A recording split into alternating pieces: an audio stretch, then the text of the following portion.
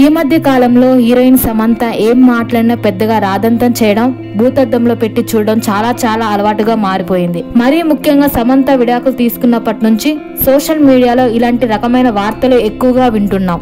మయోసయాటిస్ వ్యాధికి గురైన సమంత తన కష్టంతో, తన పట్టుదలతో ఆ వ్యాధి నుంచి ఎట్టికేలకు బయటపడింది. ఇప్పుడు సెకండ్ ఇన్నింగ్స్ స్టార్ట్ చేయడానికి సిద్ధంగా ఉంది.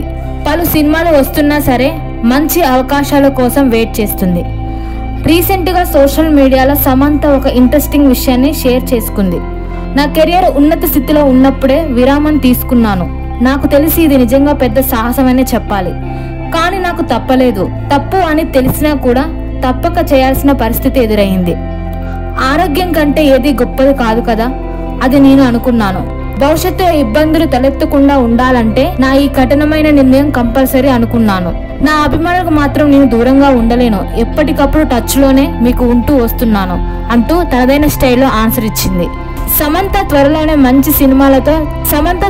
మంచి సినిమాలతో మన ముందుకు రాబోతుందంటున్నారు అభిమానులు. ప్రజెంట్ సమంత చేసిన కామెంట్స్ సోషల్ మీడియాలో వైరల్ అవుతున్నాయి.